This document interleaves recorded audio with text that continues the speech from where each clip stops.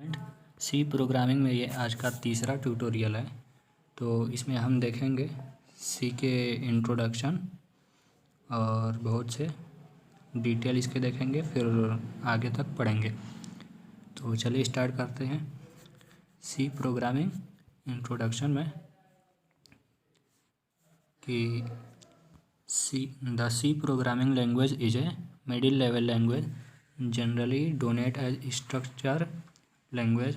C language was at first developed by Dennis M.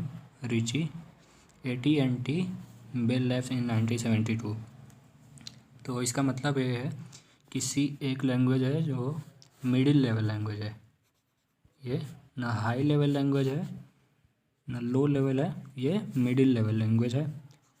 ठीक है, तो मिडिल लैंग्वेज है और यह सबसे पहले डेनिस एम रिची, नाम याद रखिएगा, जिसने AT&T बेल लैब में इसको डेवलप किया था, वो भी 1972 में।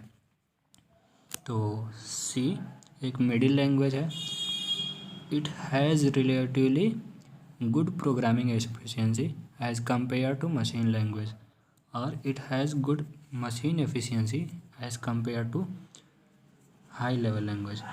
तो ये मिडिल लैंग्वेज इसलिए है कि जो लो लेवल लैंग्वेज होती है वो मशीन लर्निंग पे काम करती है, और जो हाई लेवल लैंग्वेज होती है वो मशीन एफिशिएंसी पे काम करती है। तो ये दोनों के बीच का है, इसलिए इसे मिडिल लेवल लैंग्वेज कहते हैं।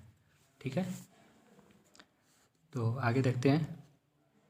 सी लेवल में कैपिटल लेटर और स्मॉल लेटर दोनों अलग अलग कैरेक्टर माने जाते हैं। इसका मतलब है कि ये केस सेंसिटिव है, जिसमें ए और कैपिटल ए या फिर बी या फिर स्मॉल बी, ये सब का अलग अलग मतलब है। ये अब अलग अलग यूज होते हैं। ये कैरेक्टर सेट आर कैपिटल और स्मॉल। तो ये जो केस सेंसिटिव होने की वजह से ये कैपिटल ए से कैपिटल जेड तक और स्मॉल ए से स्मॉल जेड तक, और इसमें नंबर जो यूज होता है वो 0 से 9 तक का यूज होता है। और कुछ इसमें स्पेशल सिंबल है, जैसे ये मॉडुलस है, ये एस्टेरिस्क है, ये पैरेंथेसिस है, और ये सेमीकोलन, ये डबल कोट्स। तो ये मॉडुलस है, इसको परसेंटाइल नहीं पढ़ेंगे, यहाँ पे मॉडुलस पढ़ेंगे। और ये स्टार नहीं है, ये है asterisk,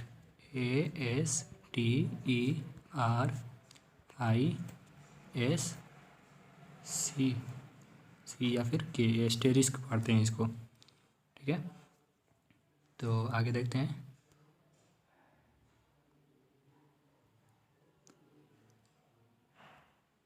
constant, it has fixed value, no change. Example 312, 506, 10.4 और 3.14। तो इसका क्या मतलब है? इसका मतलब ये है कि कांस्टेंट जो होता है वो फिक्स रहता है, मतलब प्रोग्रामिंग में ये चेंज नहीं होगा, कुछ भी इसमें चेंजिंग नहीं होगी। तो मतलब जो वैल्यू हम A=312 दिए, या पाई का जो वैल्यू होता है जो 3.14 है =3.14, तो ये मतलब कांस्टेंट है। इससे समझ सकते हैं पाई की वजह से ये चेंज नहीं हो सकता। तो कांस्टेंट का यही मतलब है कि it has fixed value, no change, इसमें कोई चेंजिंग नहीं होता। जबकि वेरिएबल में, variable is a quantity which vary during the execution of program. Variable name are given to location in the memory where different constant are stored. और ये जो है वेरिएबल, तो वेरिएबल का जो वैल्यू होती है वो एग्जीक्यूशन के टाइम चेंज हो जाती है। ये भी डेटा को स्टोर करता है, जैसे A=5 या x=0 या फिर कुछ भी दे दे वैल्यू इसको, तो ये जो वैल्यू है इसमें चली जाएगी, 5 जो है A में चली जाएगी। तो ये वेरिएबल है। वेरिएबल वो होता है जिसमें कोई डेटा या फिर कोई वैल्यू स्टोर की जाती है, मतलब उसको असाइन की जाती है। ये इक्वल टू, इसको इक्वल नहीं पढ़ेंगे यहाँ पे, असाइनमेंट ऑपरेटर है ये, इसको असाइन कर देता है। जैसे 5 है, इसमें आ जाएगा, ठीक है। अब आते हैं कीवर्ड पे। कीवर्ड क्या होता है? कीवर्ड या रिजर्व वर्ड। तो keyword are the word whose meaning has already been explained to the compiler. It cannot be used as variable name. तो इसका मतलब ये है कि कीवर्ड जो होता है वो वेरिएबल नेम नहीं ले सकते। जैसे कि हम ए लें, ए एक वेरिएबल है, बी वेरिएबल है, या फिर ए बी सी ले ले पूरा, तो ये भी वेरिएबल है। लेकिन कीवर्ड कुछ ऐसे वर्ड होते हैं जिनको हम वेरिएबल की तरह यूज़ नहीं कर सकते, और ये सी में 32 रिजर्व वर्ड है, 32। तो इनको छोड़ के आप कुछ भी वेरिएबल बना सकते हैं। वेरिएबल के भी रूल होते हैं, उस हिसाब से बना सकते हैं, जिसमें 32 कीवर्ड है। Int, for, default, struct, char, break, if, union, float, continue, else, register, double, switch, void, return, long, go to, auto, near, short, signed, extern, static, do, unsigned, enum, for, while, const और typedef. ये 32 keyword है जो आप variable की तरह use नहीं कर सकते, ठीक। तो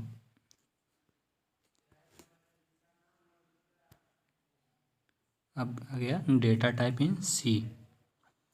डेटा टाइप क्या होता है?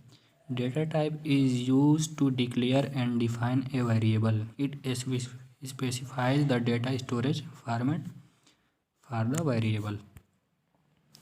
तो डेटा टाइप ये बताता है कि जो हम इंटीजर या फिर कांस्टेंट या फिर कुछ भी ले रहे हैं वो किस टाइप का है। इंटीजर है, या फिर कैरेक्टर है, या फिर फ्लॉट है,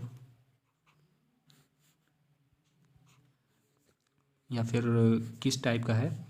इसको डिफाइन करने के लिए डेटा टाइप का हम यूज करते हैं। तो डेटा टाइप होता है, जिसे नीचे दिया गया है। डेटा टाइप भी 3 टाइप के होते हैं, जिसमें से पहला है प्राइमरी डेटा टाइप। यह है कैर। कैर का मतलब कि सिंगल एक वैल्यू हम जैसे ए लें तो ये वेरिएबल के रूप में ये कैर डेटा टाइप हुआ, जिसका मेमोरी में 1 बाइट स्टोरेज लेता है। जैसे मैं ए इक्वल टू 5 लूँ या बी इक्वल टू 10 लूँ, तो ये एक एक कैरेक्टर है ये दोनों, और ये मेमोरी में एक एक बिट स्टोर होंगे।